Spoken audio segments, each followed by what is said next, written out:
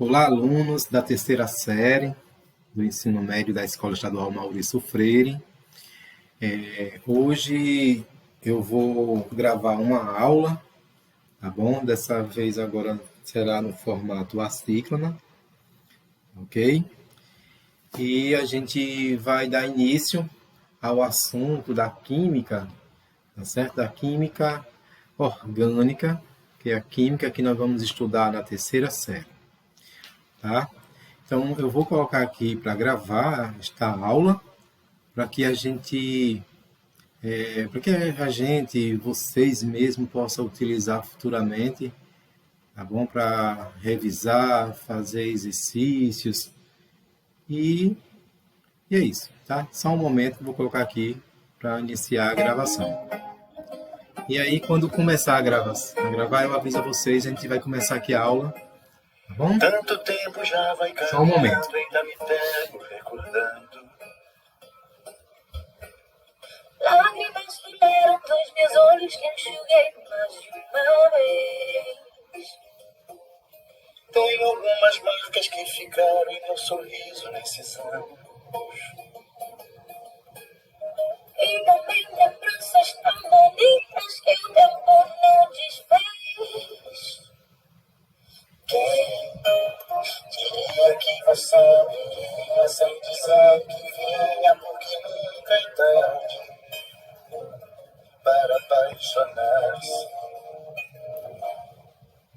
Chegaste, senti na minha boca de quero. Bom, gente, vamos começar, né?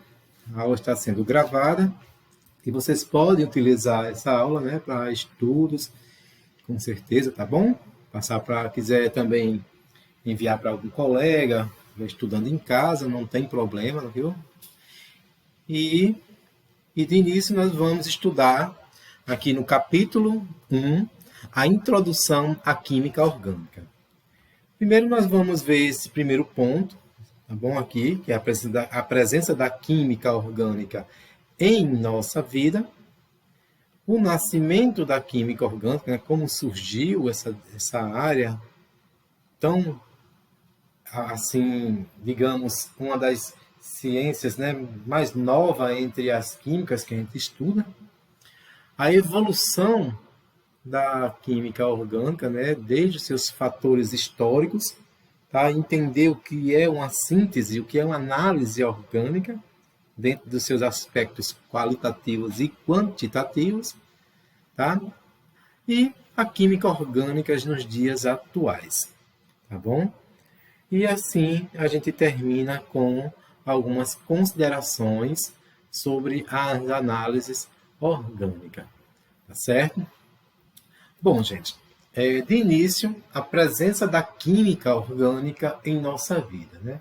Sabemos que boa parte dos compostos químicos que hoje são estudados pela química orgânica sempre estiveram presentes na história da humanidade, né? Desde primórdios, né, da história da humanidade, como, por exemplo, a queima da madeira, né, uma combustão orgânica, já era feito pelo homem pré-histórico, né? Isso aconteceu bem antes de Cristo.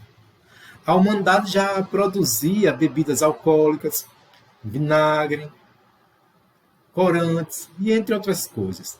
Os alquimistas, só para você ter uma ideia, os alquimistas do século XVI, procurando o elixir da longa vida, eles obtiveram muitos extratos vegetais. Por isso você já tem uma ideia, né? E a partir dessa época, as técnicas de extrair, isto é, retirar compostos já prontos de vegetais e também de animais, foram sendo aperfeiçoadas, né? Então, nos dias atuais, esses compostos, eles continuam sendo muito comuns e utilizados, né, em nossos dias atuais e importantes em nossas vidas, tá bom? Então, como por exemplo aqui, ó, o álcool comum, como eu estou aqui mostrando na apresentação, né, que tem a sua fórmula molecular 6 átomos de hidrogênio, tem mostrando aí, ó, no caso, 2 átomos de carbono, 6 de hidrogênio e 1 átomo de oxigênio. É a fórmula molecular do álcool comum, álcool combustível, como mostra aí na imagem. Então, existem bebidas, né? E é muito usado na indústria e como combustível para automóveis, hoje está sendo usado, né? Como um importante saneante, né? Na asepsia, né? Em combate à Covid-19, tá certo? Né? Quando a gente fala tanto de passar o álcool nas mãos, o álcool tanto na sua forma normal, líquido, como também, né, na forma de gel, tá? Que é o álcool comum que eu estou citando aqui para vocês. Outro produto interessante também é o vinagre, né, dentro da nossa culinária, que tem a fórmula molecular aí, ó, C2, ou seja, 2 carbonos, 4 hidrogênios e 1 oxigênio em sua molécula, né, na sua estrutura, na sua composição. É um tempero, né, muito habitual assim em nossas refeições, como eu falei para vocês. Aí também tem éteres, que é muito usado em farmácias, né, em hospitais, né? O açúcar comum de molécula aqui, ó, C12, H22O11, que é um alimento importante, tá certo? Tem grande importância na alimentação humana, né? Nós temos também, gente, como a gasolina, que é um combustível de maior uso no mundo atual, né? E assim por diante. Então, com fórmulas mais complexas, poderíamos citar, ou vou até dizer a vocês assim, né, proteínas, as vitaminas, os hormônios, os medicamentos, são estruturas, né, macros, moléculas, né, de formas muito complexas, até mesmo o nosso DNA, por exemplo. E eu posso até dizer a nossa estrutura viva, né, que formam nossos organismos. Bom, para entender melhor essa questão da origem, né, que a gente está estudando aqui da química orgânica, então, quando a gente fala assim, da química orgânica de compostos vivos, como foi citado aí no slide anterior, a gente tem que entender essa origem da vida, como surgiu, né? Então, aqui eu trago uma experiência para mostrar para vocês, a experiência de Stanley Miller, né? Então, na verdade, gente, essa experiência ela traz, né, as substâncias ditas orgânicas, elas são muito anteriores à presença do ser humano na Terra, né? Acredita-se que as moléculas orgânicas primitivas, só para vocês terem uma ideia, formadas há cerca de mais ou menos uns 3,5 bilhões de anos, né? Você pode encontrar isso em outra literatura, um valor para mais ou para menos, mas é em torno dessa média aí, 3,5, 3,4 bilhões de anos, deram origem aos primeiros seres unicelulares em nosso planeta, ou seja, aqueles seres que é formado apenas por uma única célula. Uma das teorias que se baseava nessa ideia, né? Uma das teorias que se baseiam nessa ideia, digamos assim, é a de Stanley Miller, né? Cientista que inventou a experiência que eu estou relatando aqui, ó, mostrando aqui nessa imagem. Então vamos entender aqui, olhando para a imagem, tá bom? Então nessa parte aqui, ó, tá? Desse balão aqui, é onde está justamente o aquecimento do líquido, tá? De um líquido, que esse líquido ele representava para Stanley, né? Porque na verdade traz representações aqui de como surgiu a vida, né? Então ele representa aqui, ó, ele simulava o calor, tá certo? Então era o aquecimento aqui, ó, isso aqui é o aquecimento, a água em ebulição. Então naquela época ele está representando aqui no aparelho, ele simula o calor reinante, né, na crosta terrestre com a formação de vapor. Então é apenas uma simulação, tá? Nessa parte aqui, tá certo? Para o vácuo que eu estou colocando aqui, é justamente aonde ele induz, né, ele introduz as misturas gasosas aqui nesse sistema, que ele simulava justamente a atmosfera primitiva da Terra naquele período. Tá? Então aqui ele injeta aqui, ó, gás como metano, amônia, gás nitrogênio, tá certo? Como ele mostra aqui, ó. E esse gás ele vinha para cá, tá? E quando chegava aqui nesse outro compartimento aqui do equipamento, onde tinha aqui conectado eletrodos, então ele simulava as descargas elétricas na forma de faíscas eletrônicas. Aqui era justamente uma outra simulação das descargas elétricas aplicadas na mistura desses gases, né? Que gases são esses? Esses que ele introduz aqui, vem para cá, tá aqui eles, ó, que eu citei para vocês. Gás metano, amônia, até mesmo água em forma de vapor, né, que vaporiza um pouco a água aqui da fervura, e também o gás hidrogênio. Então, aqui era justamente a simulação das descargas elétricas aplicada na mistura desses gases, que simulava o que, gente? Os raios das tempestades, né, naquele período, né? Bom, aqui é o quê? É um condensador que ele já traz uma outra simulação, que é justamente a circulação aqui, ó, da entrada da água e água certo fria, que simulava o resfriamento de quê? Desses gases, que sofreu aqui uma descarga elétrica, tá bom? Então, ele simulava aqui o resfriamento desses gases nas grandes altitudes atmosféricas. Bom, e aí ele arrastava para cá.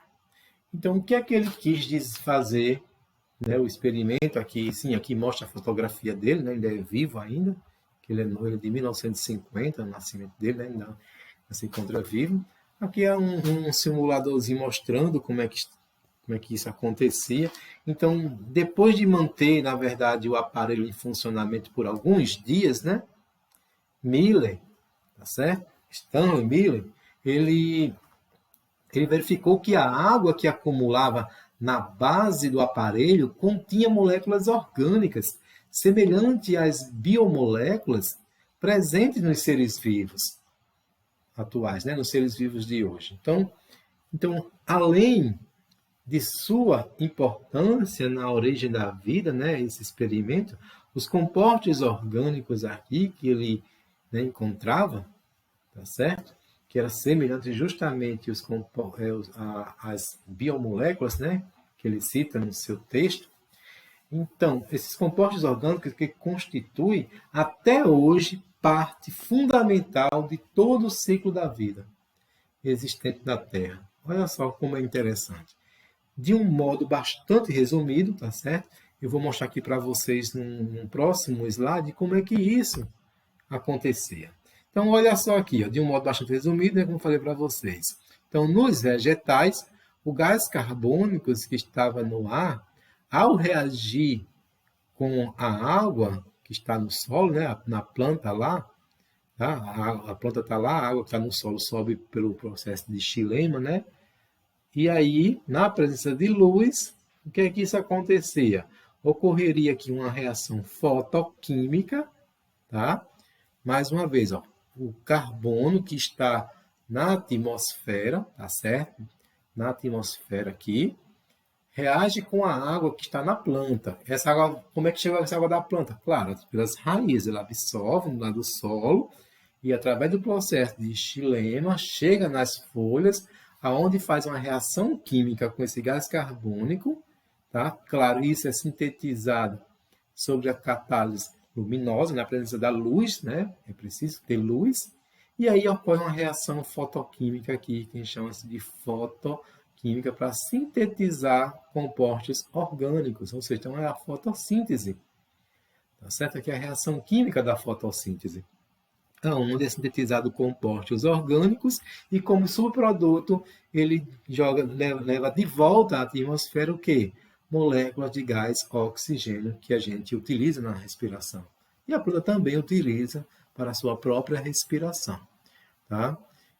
Bom, outra ideia também interessante de conclusão que ele traz, né, nesse experimento, então, é que nos animais, os compostos orgânicos, tá certo? Que são esses compostos, aqui, ó, que composto orgânico é esse? Composto energético, principalmente.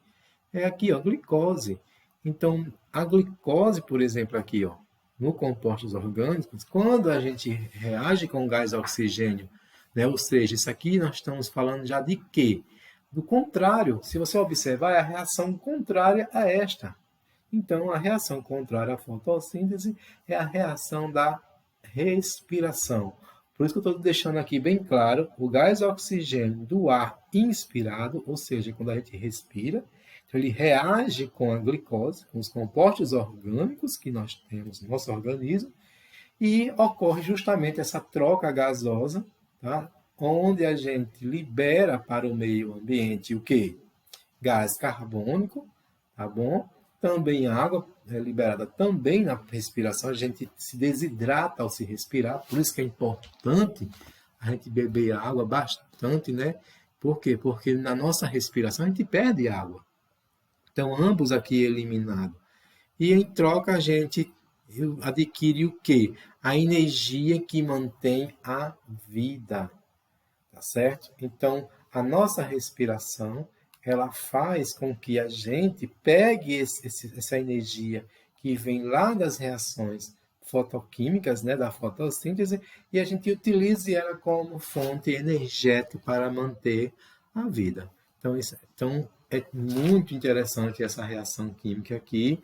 Por fim, né, a gente deve notar que as equações que eu estou mostrando aqui acima aparece, né, matéria, tá certo? E energia, que, como sabemos, representa o objeto fundamental, tá, do estudo da química, né? Isso aqui é um assunto que a gente vê lá na primeira série, matéria, o que é matéria, tudo aquilo que tem massa, ocupa um lugar no espaço, o que é energia? Energia é aquilo que é utilizado, né, para poder transformar a matéria, e isso determinar a energia é a realização de um certo trabalho, né? Qual o efeito que esse trabalho produz. Então, se a gente precisa da matéria, que é justamente a composição orgânica aqui, para quê? Para que a gente, durante o processo de respiração, essa composição química que ela armazena energia, a gente utilize ela para manter a vida, né? Então, é como estou dizendo, dentro dos objetos fundamentais da química, matéria e energia é extremamente importante demais, tá? Bom, gente, no ponto de número 2, vamos ver agora o nascimento da química orgânica, de como ela nasceu. Isso aqui, pessoal, eu posso trazer dentro de uns fatores históricos, né? Eu posso deixar, eu vou não ser tanto atrás, não vou buscar tanto aprofundar isso aqui. Mas eu vou pontuar umas coisas mais interessantes aqui que vai ajudar vocês a entender de como nasceu a química orgânica. Já digo diretamente que é uma área nova, comparada, claro, às outras ciências, e inclusive dentro da própria química, o estudo da química orgânica é uma área nova. Ela surgiu justamente, principalmente no século XVIII, nesse século. Não foi antes de Cristo, não. Foi agora, no século XVIII, depois de Cristo. Tá certo? Principalmente por um cientista chamado Carl Scheele. Carl Scheele. Carl Hirsch é um nome estranho, que nem eu consigo nem falar, que trava até a língua. Tá? Ele conseguiu, esse é Scheele, é Carl Scheele. Tá? Eu conheço mais por Carl Scheele mesmo, desde a história da química orgânica. Tá? Ele conseguiu, gente, isolar um tipo de substância, tá, que é encontrado na uva, que é uma substância ácida, chamada de ácido tartárico. Ele conseguiu isolar essa substância. Ele também isolou, além do ácido tartárico, o ácido cítrico que está no limão, tá? O ácido lático que está no leite. Ele isolou também de outros materiais, né, vivos. Outra, deixa eu me lembrar, foi a glicerina, tá? Da gordura, né? A ureia, que está na urina. Então, ele conseguiu isolar vários compostos orgânicos, né? Então, foi por meio desse motivo que um outro cientista muito importante, chamado de Torben Bergman, tá? Ele definiu, isso foi em 1777, por aí mais ou menos, que a química orgânica como a ciência dos compostos existentes nos organismos vivos. Olha só isso. Então, foi a partir de vários experimentos, tá certo? Desde o experimento de Carl Scheele, então foi que Tom Bergman fez, ele vai traz um conceito de definição da química orgânica como sendo a química dos organismos vivos, tá? Ou seja, dos vegetais e animais, enquanto que a química inorgânica seria a química dos compostos existentes do reino mineral. Então, ele faz essa divisão. Tá? A química inorgânica estaria para os reinos minerais, né? No caso, as rochas, os minerais, inclusive a água, né? Faz parte desse reino. E outras substâncias que eram provenientes da matéria viva, né? Animais ou vegetais, e aí ele chamou de química orgânica. Tá? Então, nessa época, nesse mesmo período, gente, tá bom?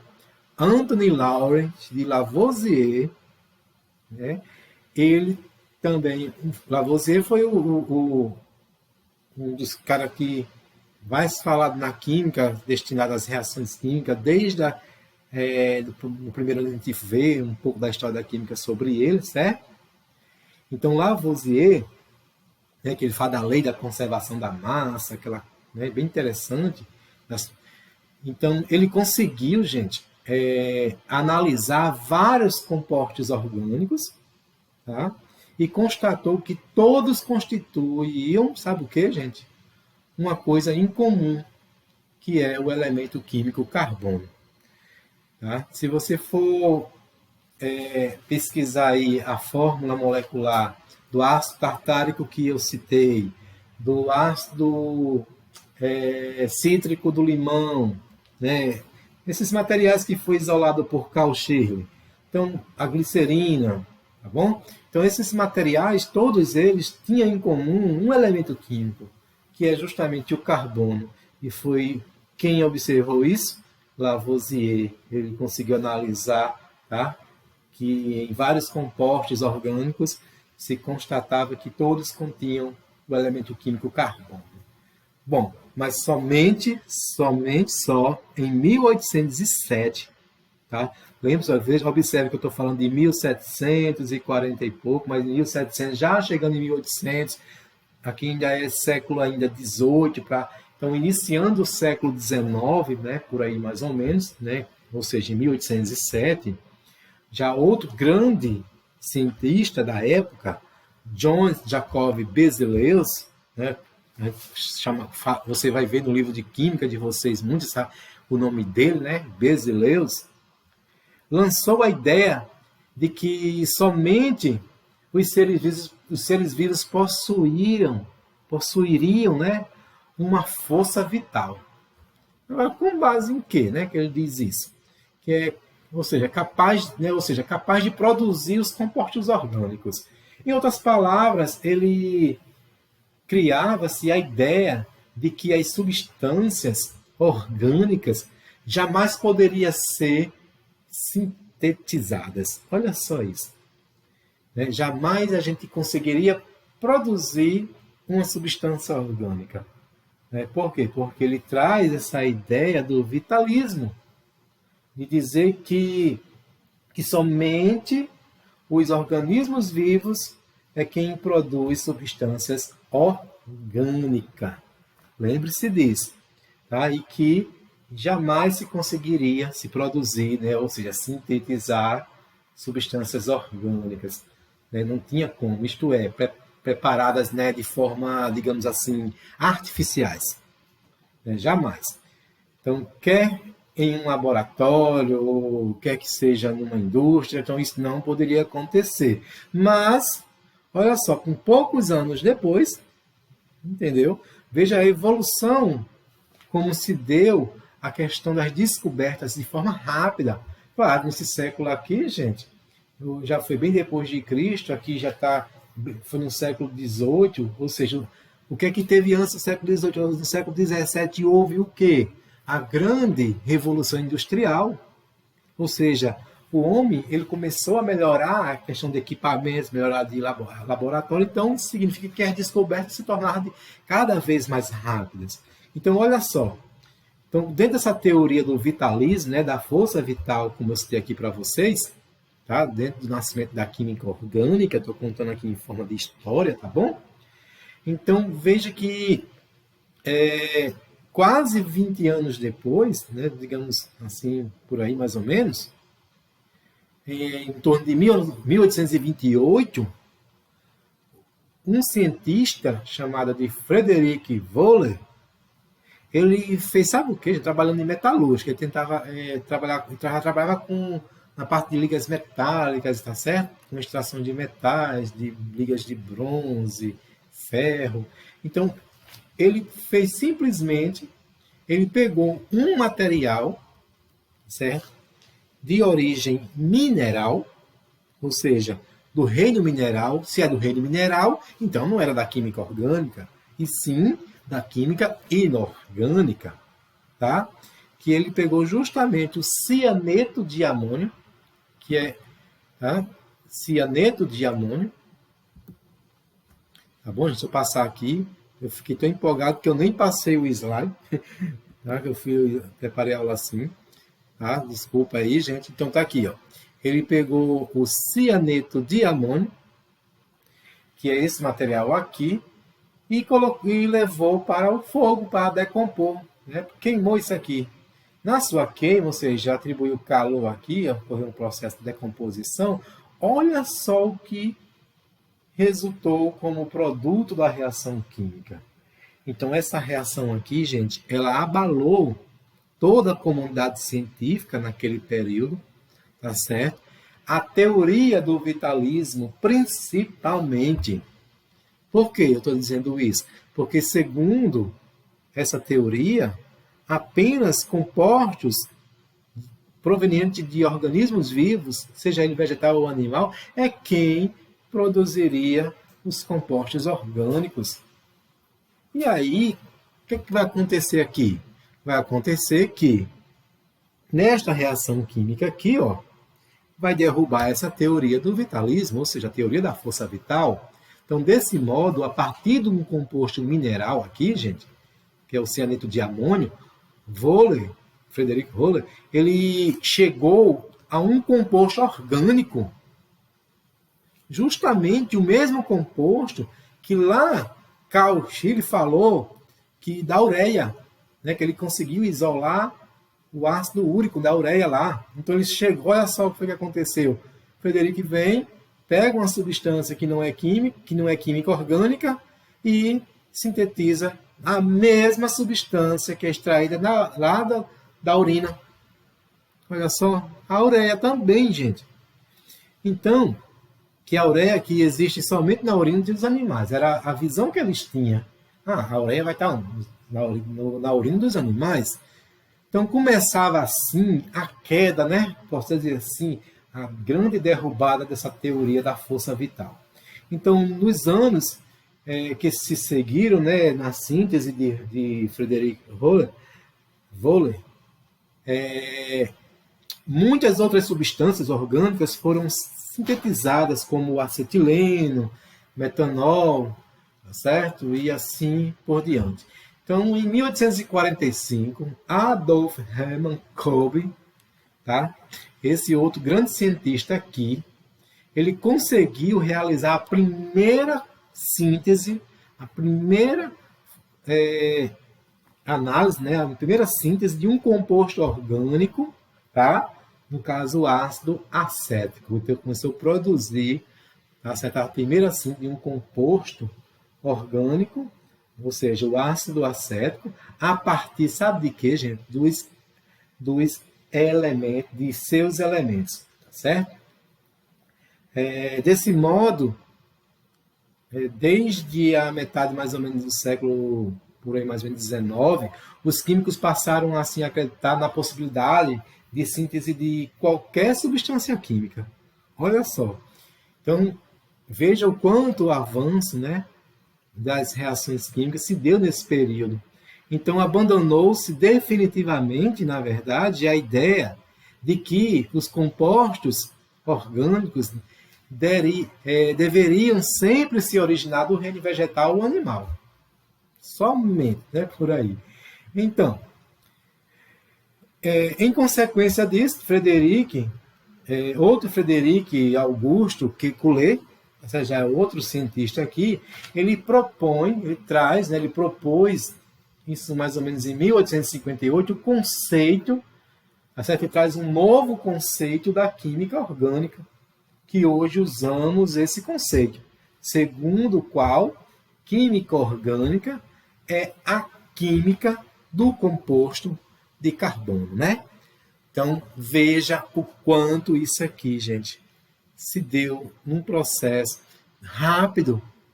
Então, se a gente analisar dentro do nascimento da química orgânica, nesse período de tempo, foi um processo rápido. Claro, como falei para vocês, né, as tecnologias, vários equipamentos de laboratório mais modernos, então isso facilitava os grandes cientistas chegar aos resultados mais rápidos e confiantes, né? Até mesmo derrubar grandes teorias, como essa teoria, por exemplo, aí da força vital. Então, a química orgânica é a parte da química, né, que estuda, em especial, os compostos do elemento químico carbono, porque lá atrás, se você verificar direitinho, a contribuição que Lavoisier observou, tá? Quando está se fazendo as separações dos compostos, e ele observou que os compostos orgânicos ele tinha um elemento químico que estava presente na estrutura de todos os compostos orgânicos, que era justamente o elemento químico carbono. Bom, então a química inorgânica, né? Então a química dos minerais, por sua vez, gente, é a parte da química que estuda os compostos que não têm carbono. A gente pensa dessa forma, né? Mas não é bem assim. Isto é, os compostos de todos os demais elementos químicos. Ela pode até estudar, mas existe sim, claro, substâncias que não é orgânica, mas possuem o carbono. Eu posso até citar como o gás carbônico que está na atmosfera, que também é usado no refrigerante, na Coca-Cola, né? Alguns ácidos carbônicos que tem, tá certo? Então, é como eu estou dizendo a vocês. Então, a química inorgânica ou mineral, por sua vez, é a parte da química, né, gente, que estuda os compostos que não têm o carbono. O carbono como elemento principal, tá? Isto é, os compostos de todos os demais elementos químicos.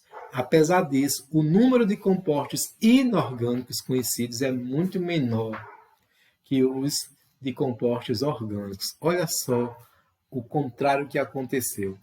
A química inorgânica ela vem sendo estudada, gente, desde quando o homem tentava achar o elixir da longa vida, extrair aquela questão lá dos alquimistas. Então já se entendia de química inorgânica ali, né, na própria evolução do homem, na questão da obtenção dos recursos, né, dos minerais. Então já se entendia ali. Mas como a questão da química orgânica ela se evoluiu tanto nesses modernos equipamentos que eu falei para vocês, então caiu muitos cientistas a produzir, começaram a sintetizar. Então hoje a gente houve uma inversão realmente conhecida, como eu falei para vocês, o menor, uma quantidade menor de compostos inorgânicos comparados hoje na síntese orgânica. Tá? Então, em verdade, essa divisão da química em orgânica e inorgânica, tá? É apenas uma divisão didática, eu posso dizer assim, ou seja, a forma como a gente ensina, a forma como a gente divide as áreas para poder a gente trabalhar os conteúdos em sala de aula. Então, na verdade, é uma divisão puramente didática, tá? Para a gente separar tudo direitinho, que a gente vê que a química ela é uma sequência, tá? Desde a primeira série, na segunda série e finaliza o ciclo na terceira série, pois as leis que explicam os comportamentos dos compostos orgânicos, gente, são as mesmas que explicam os compostos inorgânicos. É por isso que eu estou falando isso para vocês. Além disso, existem substâncias como, por exemplo, o monóxido de carbono, CO, o dióxido de carbono, que é o CO2, o ácido carbônico, tá, que está na Coca-Cola, alguns carbonatos, é aquele ácido que está na mandioca, que é o ácido cianídrico, né? Os cianetos de amônio. Então, que são considerados compostos de transição. Por que de transição? O CO2 é de transição, porque ele ocorre a troca gasosa, por exemplo, na respiração. Esse carbono que vem do CO2, ele foi de um açúcar, de um dos açúcares lá da nossa respiração, quando eu mostrei na reação química aqui de respiração. Tá bom? Pois eles também contêm o carbono, mas têm propriedades mais próximas dos compostos inorgânicos. Então, esses compostos de transição, eles só não vão ser orgânicos devido que suas propriedades estão mais próximas das propriedades físico-químicas, tá? Dos compostos inorgânicos. Por isso que é chamado de... A gente não pode dizer que ele nem é orgânico e nem inorgânico, e sim de transição, porém com propriedades mais semelhantes aos compostos inorgânicos, tá? Então é relevante, gente, a gente notar que no século, uma coisa que é relevante aqui a gente notar que no século, mais ou menos no século XIX, foi muito importante, tá? Para o desenvolvimento da química. Então, de fato, a união de todos os trabalhos de laboratório com as ideias teóricas a respeito da constituição da matéria, né, conseguiu tirar a química de uma situação de empirismo. O que é isso? O que é empirismo, né? A gente fala lá na primeira série. Isto é, sem os princípios racionais, né, para uma posição mais racional. Tá? Então, se era num sentido empírico, então aqui o sentido era esse lá da alquimia, no sentido mais filosófico. Tá bom? Então, ele tira esses princípios, tá certo? Sem esses princípios racionais, para uma posição mais racional, com metodologias bem definidas de trabalho, na verdade. Tá bom? Então, é isso que eu tenho para dizer aqui a vocês em relação à questão do nascimento da química orgânica. Como retratei aqui, né? Espero que tenha ficado bem compreendido e faça suas pesquisas, veja a história da química orgânica, gente, é muito interessante. Tá? Vamos agora ver aqui como é que se deu a evolução da química orgânica, né? Vamos trazer, né, voltar um pouquinho, trazer um fato histórico, tá? Mais ainda aqui, eu posso até adiantar aqui para vocês isso aqui, mas olha só, devemos relembrar também que no século XVIII, vamos lá, eu falei há pouco tempo para vocês que o que se deu a questão das grandes descobertas da área da química orgânica de forma muito rápida, pronto, eu vou explicar aqui para vocês o motivo. Porque foi justamente no século XVIII, né, século XVII, XVIII, acho que foi o século XVIII, começou na Inglaterra a grande chamada Revolução Industrial. Tá certo? Então devemos lembrar que aqui, ó, a grande chamada Revolução Industrial. Tá? Essa imagem aqui, ó, é de um estaleiro pertencente à campanha da Marítima, né, da França, de 1900 ao ano aí, ó, tá? Com a decorrência, gente, apareceram no século XIX, né, novos tipos de atividades humanas que passaram a exigir conhecimentos químicos. Ou seja, o uso crescente de máquinas exigiu a produção de mais ferro, aço, tá? Para qual os fornos... Quais fornos assim, siderúrgicos exigiam quantidade crescente até de carvão. Então, apelou-se também então, para o carvão mineral. Olha isso, né, como fonte, tá certo, de combustível, fonte energética lá, né, para produzir energia, que era transformada em carvão coke. Então, dessa transformação, surgiram novos compostos químicos, como os corantes, tá certo? Que eram necessários à produção sempre crescente das fábricas de tecidos naquela época. Tá? A produção, a síntese, né? A produção orgânica, a síntese orgânica, também aumentou vertigiosamente na segunda metade do século XIX. Tá certo? Assim, em 1856, por aí mais ou menos, um químico inglês chamado de William Perkin, ele preparou o primeiro corante sintético, né? né, que foi eu estava dando uma pesquisada, né, que corante era esse, eu estava até esquecido do nome, mas foi justamente a, a Malevina, que a chamou de Malevina. Tá? Veja, olha só. Então, com os corantes e perfumes que criou Perkin, né, esse grande inglês, né, ele enriqueceu, na verdade, e serviu como exemplo para o desenvolvimento da indústria química na Inglaterra. Então, aí lá na Alemanha, né, tudo isso aconteceu justamente por causa desse advento da Revolução Industrial.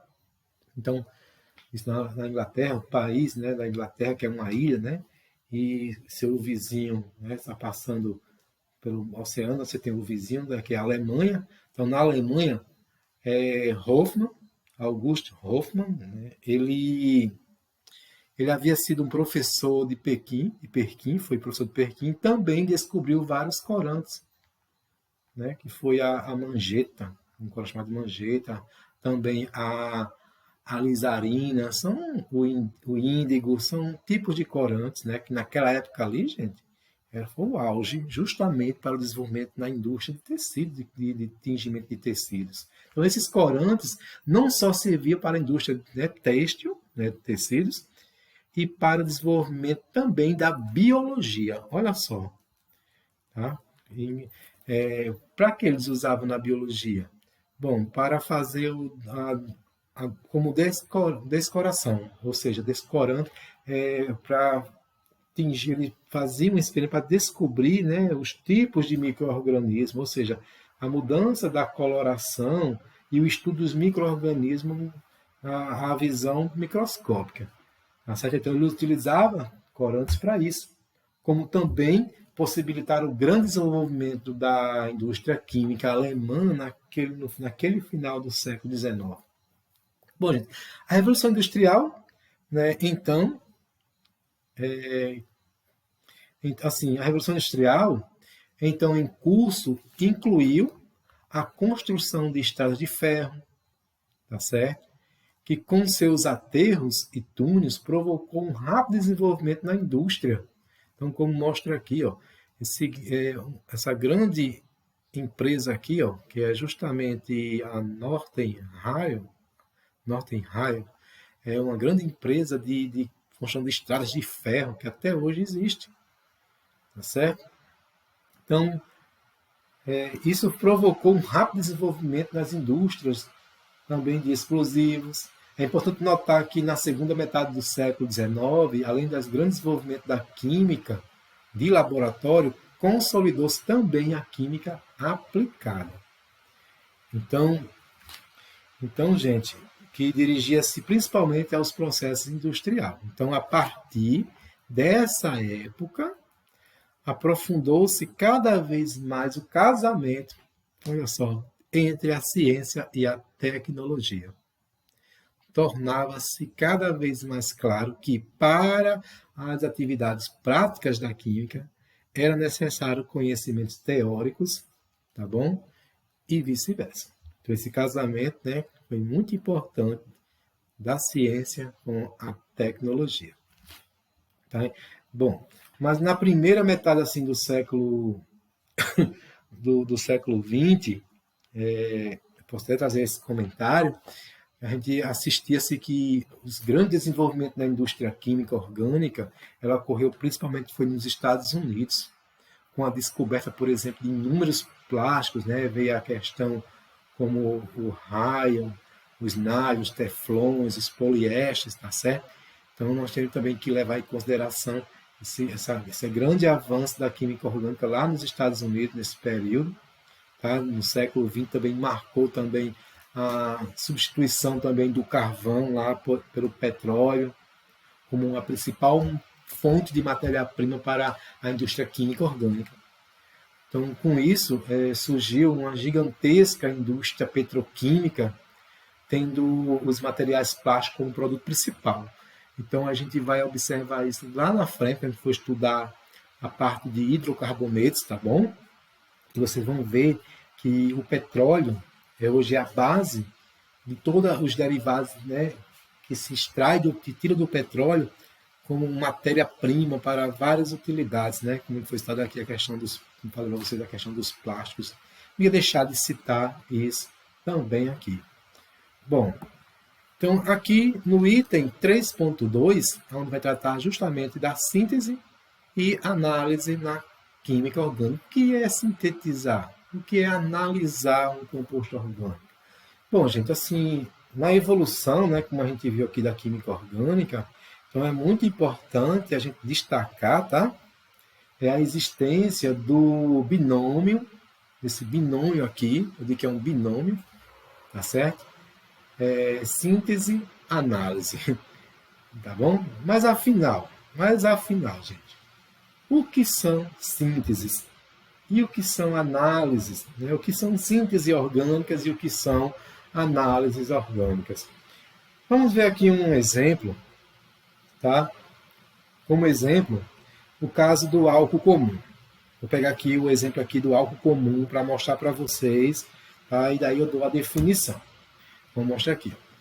Então, sínteses do álcool, né, comum são os processos e reações que permitem produzi-lo. Evidentemente, são preferidos os processos de execução mais simples, que produzem álcool de forma econômica, com bom rendimento e bom grau de pureza. Análises do álcool comum são os processos e reações que permitem concluir que essa substância é formada por carbono, hidrogênio e oxigênio ligados nas proporções aqui citado, né? São 2 carbonos, 6 hidrogênios e um oxigênio na sua composição molecular e com as seguintes estruturas, ou seja, a arrumação dos átomos, como mostra aqui. Então, a síntese já está dizendo, é uma coisa de nível mais macroscópico, né? É aquilo que a gente está enxergando, né? Que na sua utilidade de observar o bom rendimento, seu grau de pureza, traz mais para um valor mais econômico. Já aqui, nas análises, a gente vai ver do que constitui a matéria, no caso aqui, o álcool. Então, a gente vai ter uma visão mais microscópica, de uma análise mais quantitativa, podemos dizer assim, tá? De quantidade, de proporções, como ele cita aqui, de como os átomos se estruturam. Então, quando você vai sintetizar, você está produzindo, você está formando um produto, tá bom?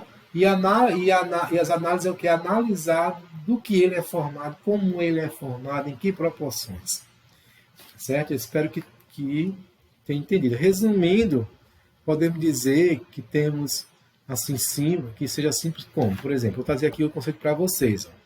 Então, síntese são os processos e reações que permitem produzir uma determinada substância, partindo-se, em geral, de substâncias mais simples. Tá certo? Por exemplo, a própria fotossíntese, aquela reação de fotossíntese, quando você tem o gás carbônico, né, reage com a água na presença da luz e forma uma estrutura molecular grande, né, uma glicose, que é a energia que a planta, que o vegetal utiliza para sobreviver, é seu alimento, e libera o oxigênio. Então, você está sintetizando, ou seja, parte da reação, ela inicia com produtos, né, substâncias, com reagentes mais simples para formar substâncias mais complexas. Posso dizer a síntese para formar água. Gás hidrogênio reage com gás oxigênio, produzindo a água. Então, isso aí é uma síntese. Tá? Eu estou produzindo, ou seja, eu posso ter vários componentes sim para formar uma única estrutura. Tá? Já as análises é o quê? São os processos e reações que permitem determinar a estrutura da molécula de uma dada substância. Isto é, de que maneira os átomos estão arrumados na estrutura da molécula considerada, ou seja, uma visão mais microscópica, certo? Como falei para vocês. É interessante lembrar também, gente, é interessante lembrar também, por exemplo, que muitos medicamentos, como estou mostrando aqui nessa imagem, tá?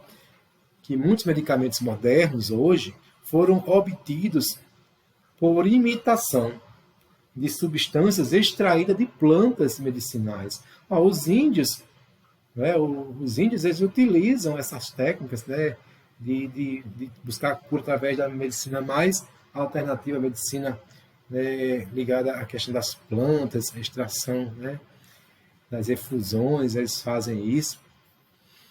Bom, então essas imitações de substâncias extraídas de plantas medicinais, algumas já conhecidas há muito pelos povos mais primitivos, né?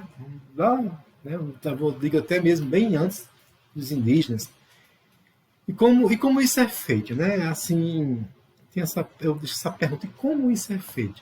Em linhas gerais, assim, bastante gerais, aproveita-se o binômio, como estou dizendo a vocês, da síntese e análise, da seguinte maneira.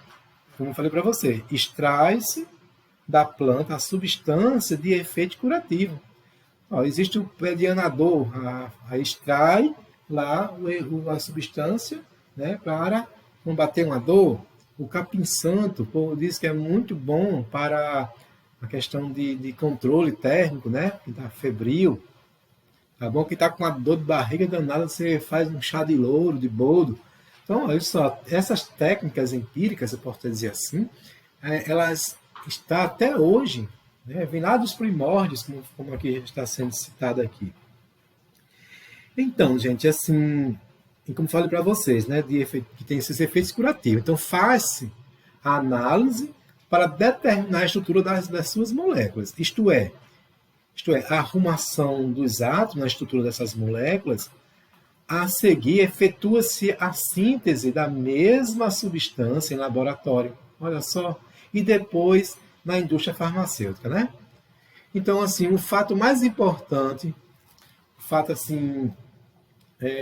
mais importante nesse processo, gente, da indústria farmacêutica, posso dizer assim, é que se podem introduzir variações na molécula da substância, isto é, acrescentar ou retirar átomos, ou alterar apenas a arrumação dos átomos. Então, hoje, o químico ele consegue manipular essas arrumações atômicas para produzir, sintetizar mais substâncias. Então, de modo a obter medicamentos mais eficazes, tá? E com menos efeitos colaterais, né? Com certeza. Claro, tem que também ter essa noção. Então, nesse procedimento, as indústrias farmacêuticas investem bilhões de dólares anualmente. Tá bom? Como mostra aqui essa imagem, né? Uma fazenda, né? Então, um dos farmacêuticos que trabalha muito essa manipulação, está na química de manipulação farmacoteca, né? Então, gente, quando ele fala aqui na questão de medicamentos mais eficazes, a gente lembra, né, do que nós estamos passando no momento, tá? De chegar-se uma vacina mais eficaz. Tá? Então, isso aí tudo se dá através de testes, de análises, tá bom? De síntese, e é puramente orgânico, e também, claro, utilizando também materiais inorgânicos para se fazer esses trabalhos. Entendeu? Bom, então no quarto ponto, nós vamos ver a química orgânica agora, nos dias atuais. Tá? Então eu posso dizer o seguinte, que atualmente a humanidade ela dispõe de quê? De compostos orgânicos naturais, cujas fontes principais são o quê, gente? O petróleo, o carvão mineral, o gás natural, tá certo? Os produtos agrícolas, entre outros também. E compostos orgânicos sintéticos, produzidos artificialmente pelas indústrias químicas, que fabricam desde plásticos e fibras têxteis até medicamentos, corantes, inseticidas, tá? Produtos alimentícios. Né? A gente vê tanto aí na parte de confeitarias, a gente, né, por exemplo, você vai comprar uma bala de morango. Se você estiver achando que o morango, aquele gosto está lá, tudo bem. Mas ali, gente, não é extraído da fruta, e sim um produto sintetizado. Então, com certeza, se consegue hoje manipular os arranjos atômicos de substâncias orgânicas, e dali, a partir dali, consegue-se sintetizar substâncias idênticas, com as propriedades semelhantes, tá? Que é extraído dos compostos, né, vivos, orgânicos, vivos mesmo, tá bom? No caso do morango, né? Eu estou dizendo para vocês. Só para você ter uma ideia, a aspirina, ela contém um vegetal, o próprio anador, a planta, ela contém justamente o mesmo principativo da aspirina. Aí o que é que faz? No laboratório a gente consegue sintetizar a aspirina sem precisar matar a planta lá e extrair o principativo, né? A composição. Então você tem uma ideia, hoje se consegue produzir, né, compostos orgânicos sintetizados. Tá bom? Bom, e aqui nós temos, ó, vários exemplos disso, tá? Dentro das fibras sintéticas aqui, ó, que estão nos tecidos, nas forrações de tapetes, né? Os medicamentos que contêm uma grande variedade de compostos orgânicos, a maioria sendo tudo sintetizado em laboratório.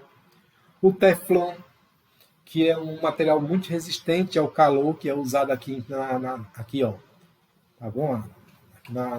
No cabo da panela, tá? Nas tábuas de passar roupa. Então, isso aqui são compostos, né, sintetizados, se pode dizer assim, em laboratórios, né, que se assemelham a outros compostos orgânicos de origem não artificiais. Bom, então, gente, então na verdade, todo esse desenvolvimento é possível porque existe existe grandes universidades, centros industriais, grandes universidades que fazem essas pesquisas, as grandes indústrias, tá certo? Equipes de químicos preparados e outros cientistas, engenheiros, que trabalham em conjunto na questão agora de se fazer uma vacina. Veja que são várias vacinas, né? A Oxford, tem a Coronavac, tem entre outras. Veja que não é somente uma pessoa só, e sim uma equipe, tá? Um conjunto, tá bom? Que se dedicam às pesquisas e ao desenvolvimento de novos processos e produtos químicos. Então, a indústria, em particular, né, ela investe grandes somas visando a descoberta de novos processos e produtos que possam, além de lhes trazer de volta os investimentos, né, e principalmente gerar lucros. Então, desde fins do século, desde fins do século XIX até hoje, eu posso dizer assim, a química orgânica teve, sem dúvida, uma evolução muito grande. Então, isso pode ser comprovado, por exemplo, pelo o número de compostos orgânicos conhecidos, né, quer extraídos da natureza, quer que seja sintetizado, né, em laboratório, tá bom?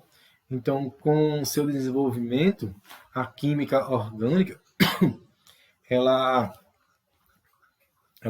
acabou se subdividindo e dando origem a mais um ramo da ciência. Olha só isso.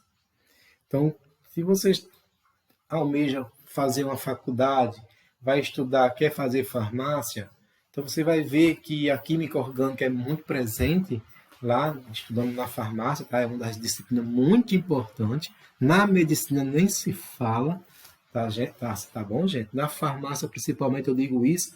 Por quê? Porque a química orgânica ela acabou se subdividindo e dando origem a mais um ramo da ciência. Então, que foi justamente a bioquímica. Para você ter uma ideia, a Universidade Federal do Rio Grande do Norte, a UFRN, lá, além de você ver que é tão importante isso que aconteceu, que tem um curso lá que é de biomedicina, que é puramente um curso ligado principalmente na área de bioquímica, tá bom? Que são os biomédicos, né? Eles vão analisar as estruturas vivas, micro-organismos, tá bom?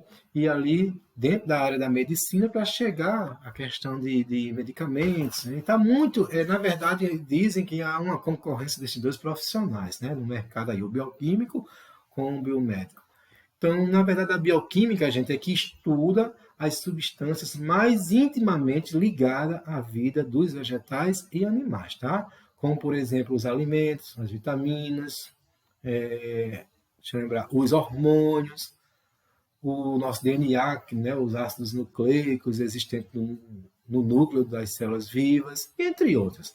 Então, da bioquímica, surgiram outros ramos, olha só isso, da ciência, né? Surgiu da bioquímica, já surgiu o quê? Outros ramos da ciência e também da tecnologia, posso dizer assim.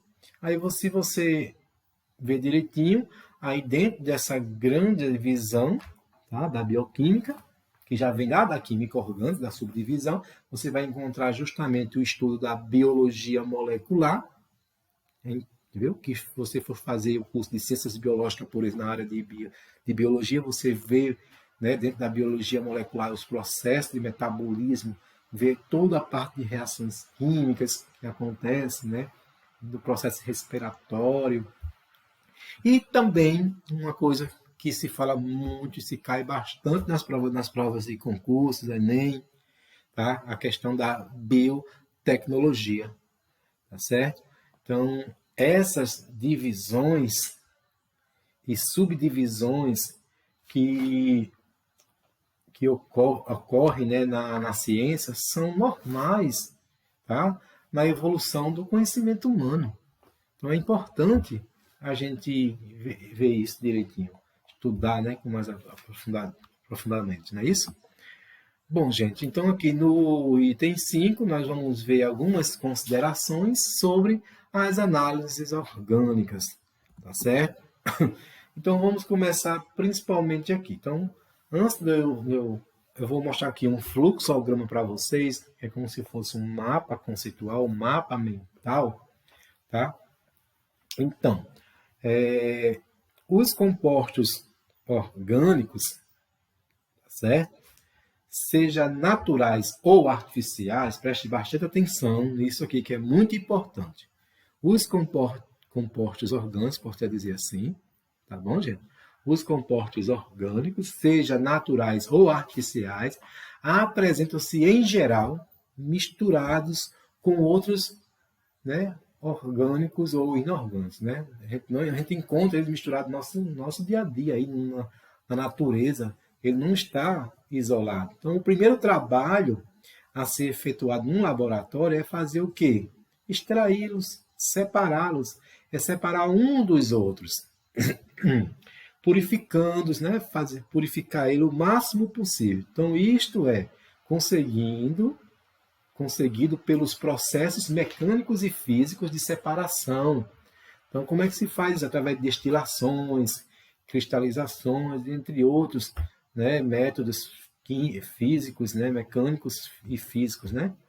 Então, esse trabalho, gente, é o que nós chamamos de análise orgânica imediata, tá certo? Então, em seguida, procuramos determinar, né? Em seguida, nós procuramos o quê, gente? Determinar esse trabalho, né? Então, a gente procura determinar quais são os elementos químicos, tá? E quanto há de cada elemento químico. Então, primeiramente, faz essa purificação, né? Para poder fazer uma análise orgânica, você primeiramente faz o quê? Você tem uma mistura de materiais, ali botar materiais orgânicos e não orgânicos, né? E aí você vai fazer o quê, gente? Uma purificação, usando os métodos mecânicos e físicos, como eu citei. E essa purificação é o que nós vamos fazer, né? Vai tratar essas substâncias, que é o que nós chamamos de análise orgânica imediata. Tá certo? E em seguida, né, vamos procurar nos determinar quais são os elementos químicos que compõem essas moléculas e quanto há de cada elemento, um determinado composto orgânico que foi isolado, né? Então, depois, isso aqui, isso é o que nós denominamos de quê? De análise orgânica elementar, tá bom? De análise orgânica elementar. Então, em seguida, nós procuramos determinar, né? Desculpa, gente. Em seguida, se subdivide essa análise orgânica elementar em duas, tá certo? Que é justamente a análise elementar qualitativa, tá? Qualitativa, quando se procura identificar os elementos químicos presentes no composto, e depois, tá certo? Tem que lembrar disso aqui, a qualitativa, e também análise elementar quantitativa, que é quando se procura dosar os elementos que foram identificados. Então, em geral, a análise elementar, ela costuma, né, para mostrar aqui o próximo ponto a vocês, ela costuma destruir o composto orgânico. Eu posso até dizer assim, né? Então, ele costuma destruir, ou seja, nós vamos, para poder analisar, nós temos que destruir, quebrar ele todinho, olhar de que ele é feito, a sua composição, os arranjos atômicos, né? Transformando os seus elementos em compostos inorgânicos ou até mesmo minerais, né? Que são de identificação e dosagem, tá certo? Mais fáceis. Por isso, essa prática também é denominada de mineralização da substância orgânica, tá?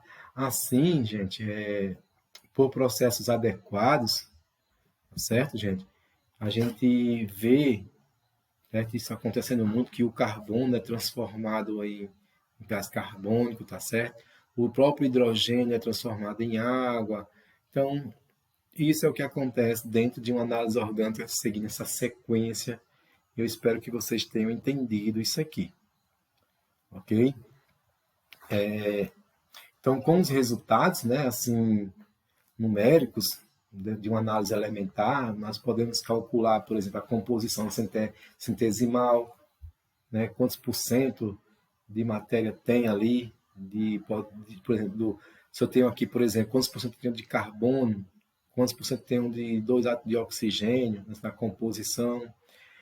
Também uma fórmula mínima desse composto, né? Essa aqui, ó, pode ser a fórmula mínima, tá bom? Então, nesses cálculos, empregamos também os cálculos estequiométricos, né, de medidas. É muito usado na indústria isso, o cálculo de fórmulas, e às vezes até mesmo cálculos volumétricos.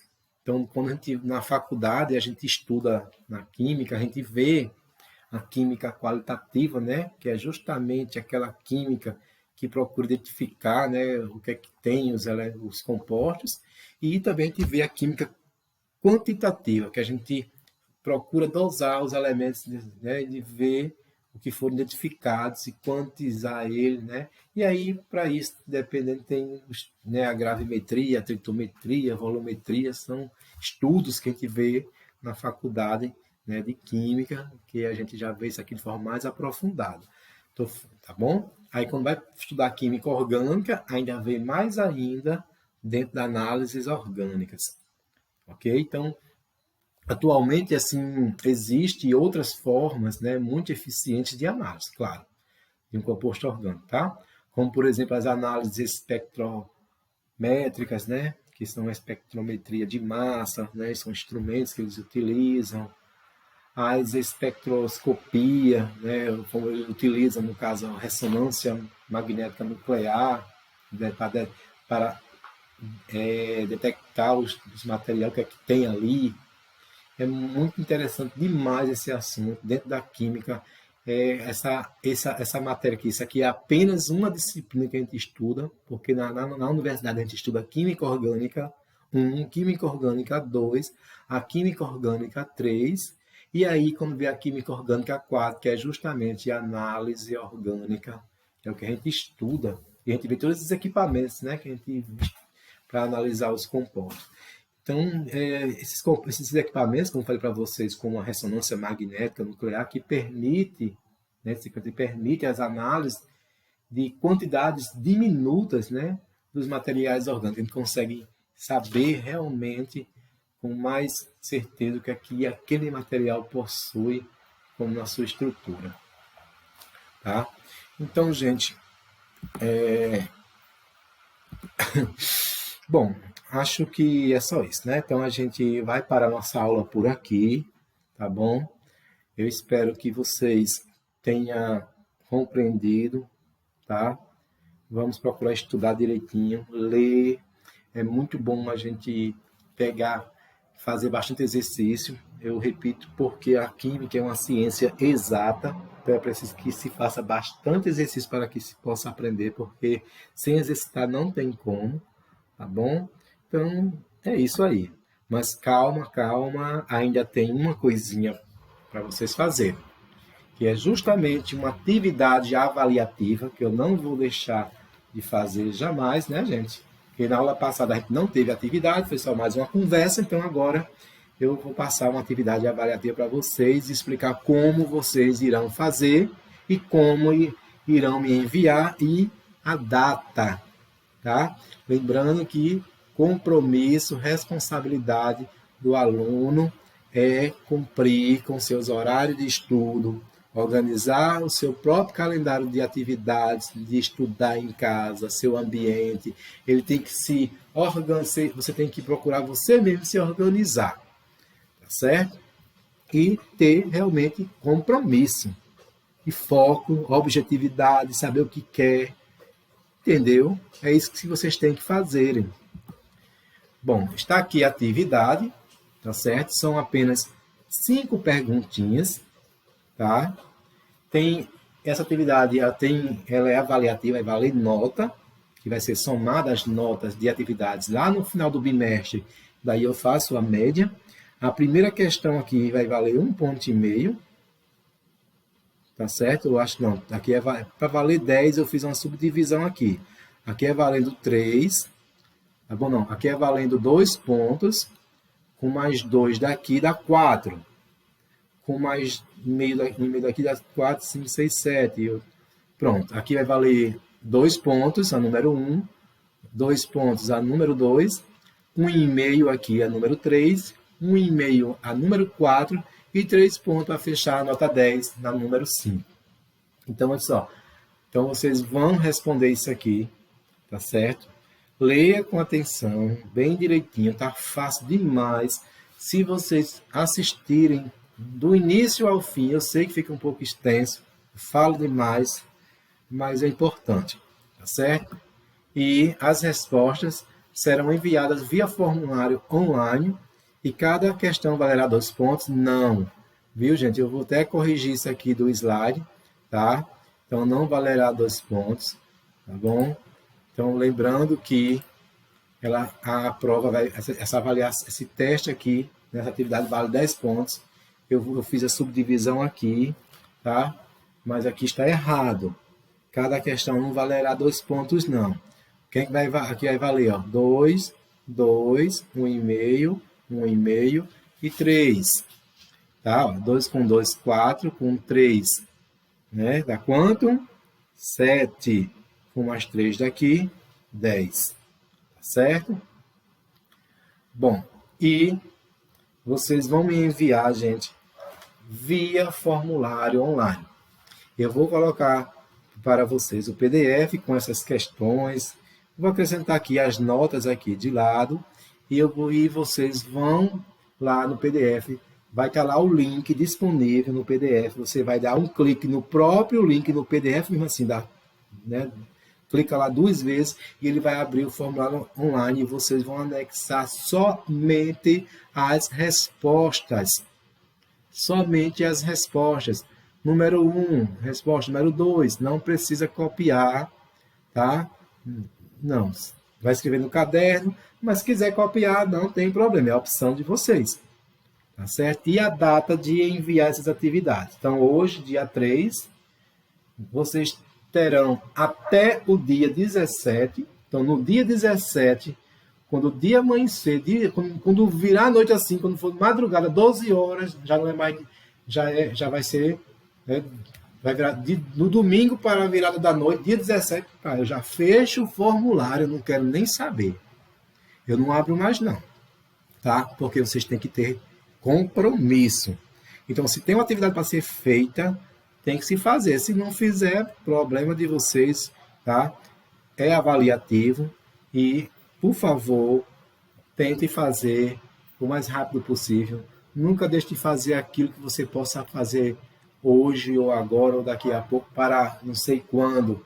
Aí acaba esquecendo, acumulando conteúdos e no final faz as coisas de forma toda desorganizada e eu vou corrigir de forma bastante rigorosa porque a aula foi dada, tá aí o assunto, tudo explicado de forma bem tranquila.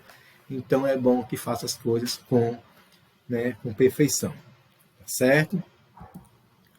Bom, por hoje é só, né? Na próxima aula nós vamos ver esses pontos aqui, tá certo?